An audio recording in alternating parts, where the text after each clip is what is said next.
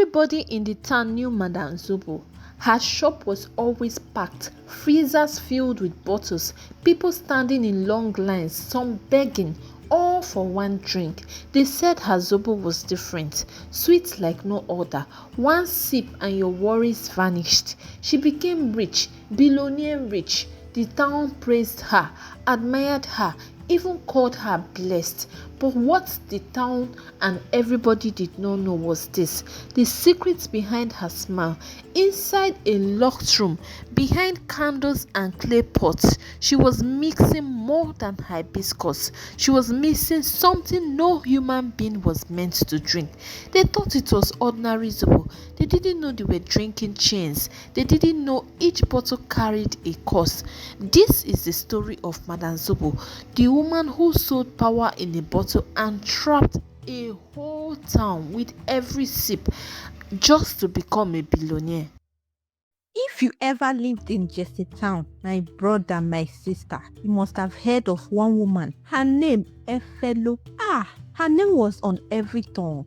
Not because she was a politician, not because she inherited wealth, but because of one thing: Zobo. Yes, Zobo. Ordinary hibiscus drink.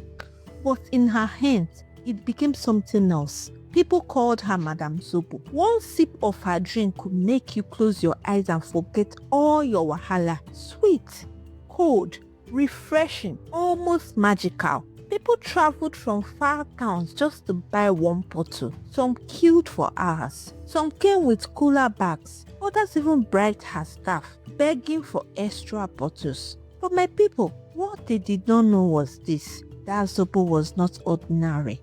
It was not just hibiscus, ginger and pineapple. No, it carried something darker, something that should never enter a human body. And deep inside, Efeloo knew if the town ever found out her secret, her life would be finished. Now listen closely, because behind her shop, her freezers, where she stacked her bottles, there was a hidden room. Not just any room. This one was underground. No window, no breeze, locked every day. Even her most trusted workers never entered. Only Efeloo carried the key, because inside that room, she was not just bringing drinks, she was performing rituals. And that is where the story truly begins. Before she became Madam Zobo, Efeloo was just one market girl. She learned everything from her father, Baba Iti. Now, Baba Iti was no ordinary man. People in Jesse whispered about him. Some said he could cure madness. Others swore he could command snakes to stand. He was quiet but feared. When Baba Iti fell sick, his body became weak, but his eyes remained sharp like fire. On his deathbed, he called his daughter closer. "Efeloo," he whispered, gripping her hand. "If you want small success, add sugar and pineapple to your Zobo." People would clap. Efeloo nodded. That was normal advice. But then his voice dropped lower. His breath was fading. "But if you want real power, power that will shake people, you must add one more ingredient." Efeloo leaned forward. She thought it would be maybe a lion's head, crocodile scale or something strange. Instead, Papa Iti said he used sanitary pad from a virgin. Yes. Ha! Efeloo pulled back immediately. "Papa, pad? For what?" Papa Iti did not blink.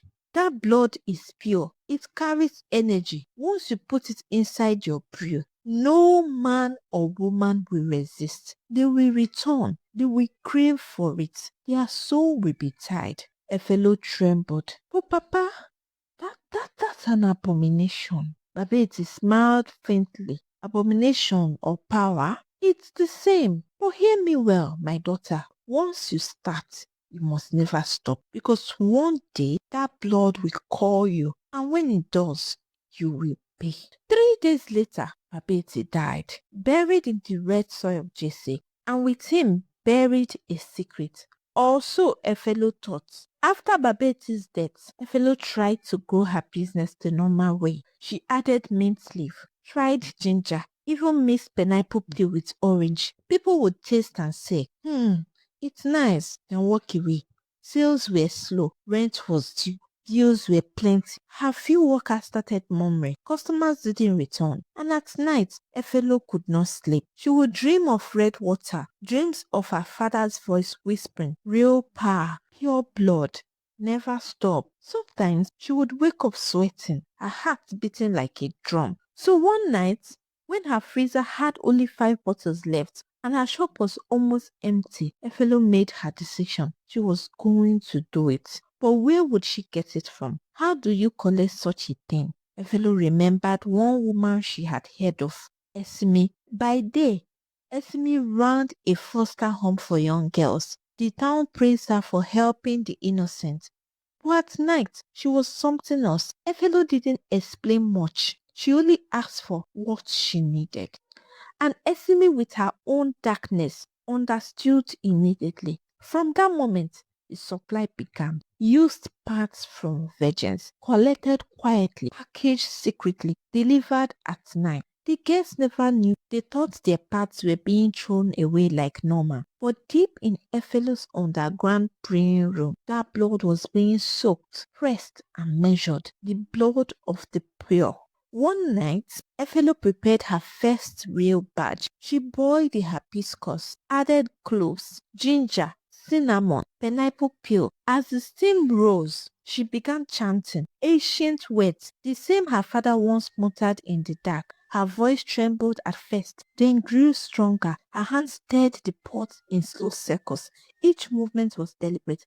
Finally, she poured it in, the blood water. It splashed crimson into the pot. For one brief moment, silence. Even the bubbling stopped, as if the pot itself was listening. Then the boy returned, fiercer, darker. Efeloo's heart raced. She knew this was no longer just Zobo. It was a trap, a spell, a curse. And by morning, the Satan would never be the same again. The very next morning, Efeloo carried her bottles of Zobo to the market. She was nervous. Her hands shook as she set them on the wooden table. Would people notice? Would anyone even buy? But the moment that first woman took a sip, everything changed. Her eyes widened. She paused, then smiled. Chai! This Zobo sweet oh like honey. Madam, give me another 3 bottles. Word spread faster than Hamatan fire. By afternoon, people were rushing to Efeloo's shop. Some came with bags, some begged. I beg, Madam, just one more bottle now. One man even offered double price just to reserve his share. And from that day, Jesse Town was never the same. The drink began to work wonders, or so people believed. One woman said her husband stopped cheating after drinking it. Another man claimed it healed his back pain. One old mama swore it cured her headaches. They started calling it Zobo of life. But my people, this was no ordinary Zobo. At first, the effects were soft, happiness, peace of mind, sweet sleep. But soon, the craving began. Some people drank twice a day. Some refused to drink water unless they had Zobo first. One man came with his wife and 3 children. All of them killed for just Zobo. It was like hunger, but not for food. They needed it. They begged for it. They couldn't stop. Business boomed. Efeloo's small wooden store became too small. She opened 2 new shops, bought 3 plots of land, even began supplying supermarkets, weddings, and restaurants. Her name spread across the whole state. She became untouchable. They didn't know that while she smiled in public, she was still mixing blood underground. Efeloo's shop was booming. Money flowed like river. She bought the latest hair. She wore gold. She sprayed perfume from Dubai. She gave out rice during Christmas. She donated to church harvest. Politicians came to greet her. People clapped. Ah, God has blessed you. And slowly, as the months turned into years, she never tasted her own Zobo. Not one sip, not one drop. She didn't need to. The magic was never meant for her. It was meant for others, to bind them, to trap them, to feed her wealth. Efeloo was the master, but even a master of darkness cannot escape the shadow she creates. Esme was the woman who supplied Efeloo. At first, she thought it was just business, collect parts from foster girls, deliver quietly, collect money. But as time passed, she began to notice things. The guests in her home grew weaker, their faces pale, their eyes tired. Some of them bled longer than normal. And in the town, people were changing too. Men fought in queues just to buy Zobo. Women begged, weeping if bottles finished. Children cried for it more than food. It was no longer normal. So one evening, Esme came to Efeloo's house. Her face was tight, no makeup, no smile. Efeloo, she whispered, I think the town is beginning to suspect. People are obsessed. The girls don't look well. This magic, it's not normal. It's too much. Efeloo looked at her coldly. You are the one who agreed. You agreed to this. You took the money. Don't start now. But Esme shook her head. I want out. This thing is too much. If we don't stop now, something bad will happen.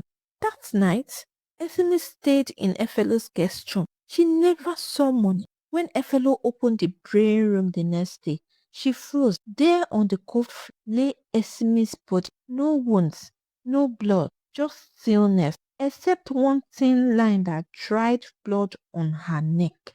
It was as if the room itself had taken her.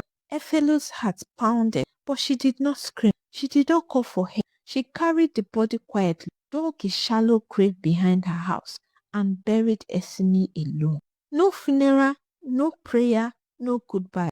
After that day, she never spoke of Esme again. Efeloo could not stop. Business was booming. The town was hooked, and without blood, the Zobo could not flow. But Esme was gone, so she looked for someone new.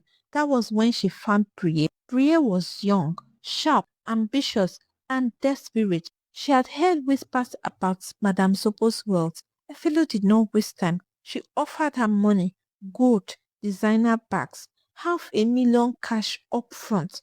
Brie's eyes widened. She didn't ask too many questions. She didn't care about plot or magic. She only saw wealth. But Efeloo was not foolish. Before Brie could join her circle, Efeloo took her into the underground room. Candles lit, shadows on the walls. There, Brie caught her finger. Efeloo caught her too. Both women pressed the wounds together. They swore an oath, a blood oath, to keep the secret, to protect the supply until death. From that night, Brie became the new supplier. The girls in the foster home had no idea their innocence was feeding an empire, and with Brie's greed fueling Efeloo's ambition, the operation grew stronger. More bottles, more customers, more money. Town remained under the spell, but the deeper the cost spread, the closer the doom crept. At first, people only praised the Zobo. Ah, it clears my headache.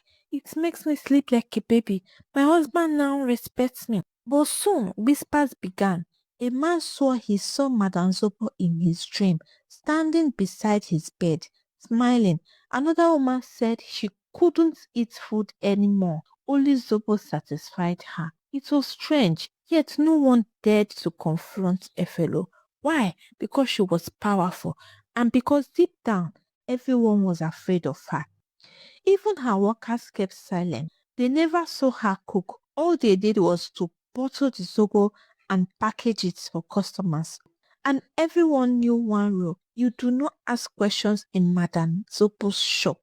If you value your life, you keep your mouth shut. Efeloo smiled in public, but in her heart she knew the whispers were true. The magic was spreading like smoke. 3 shops, 2 delivery vans, plots of land. She walked like a queen. Her clothes shimmered. She changed hair like she was changing clothes. Her gold bangles clinked. Her perfume entered the room before she did. People greeted her with respect. Madam Zobo, Mama of blessings. But my people, all that weight could not hide the truth. In her house, when no one was watching, Efeloo would sit alone, her eyes empty, her smile gone. Even when music played at parties, she felt nothing. She had everything, yet she felt empty. But in spite of this, Efeloo buried the fear deep inside her, because in her mind there was only one path forward: more blood, more Zobo, more power. The whispers in the sea were growing too loud. And though nobody dared confront her, Efeloo knew suspicion was rising, so she moved. She carried her secret to Port Harcourt, a city of noise, oil, and endless people. There, hidden among the markets and bus stops, she opened a small modern shop, white tiles, bright freezer, neat shelves stacked with bottles of Zobo. It didn't take long. The city embraced her drink the same way Giselle once did. She studied the city quietly, crowded markets, nightlife that never slept, oil workers with heavy pockets, event planners looking for premium drinks. Perfect. A new warehouse, cold rooms, silent corridors, and beneath it, a deeper underground room. No windows, no breeze, locks on locks, a drain no one could explain. She rebuilt the altar there, candles, calabash, words only she could say, stronger than before. Brie shifted her own base to Obibo, close to the city. The supply became smoother, quiet deliveries at night, brown cartons, no label, no eyes. Efeloo hired fresh staff, uniforms, gloves, masks. Rules were simple. Do your work. Don't ask questions. Don't look at what you didn't keep. Efeloo was no ordinary woman. She was the queen of Zobo. Not just rich, not just famous. She became a billionaire. Her shop, not just a shop. It looked like a modern supermarket. Glass doors, air conditioners, fridge stacked with bottles of Zobo. Every day the place was packed. From street hawkers to politicians in jeep. Everyone wanted a taste. They called her Madam Zobo, the woman with the Midas touch. People whispered. Zobo made her a billionaire. She moved with convoys, black jeeps, sirens clearing the road, bodyguards in dark shirts, men in suits opening her car door, her wardrobe, pure designers, heels from Italy, perfumes that filled a whole hall. Government contracts came her way. She supplied events, she supplied hotels. Even big companies begged to partner with her. And when she entered the wedding, Madame Zobo will spray Naira until the band stopped to hail her name. In church, her offering shook the basket. Pastors gave her front row seats. Everybody admired her. Some envied her, but all agreed Madame Zobo was living like a queen. Money, power, convoy, respect, and yes, Efeloo had it all. But behind the glass doors of her shop, something darker kept brewing.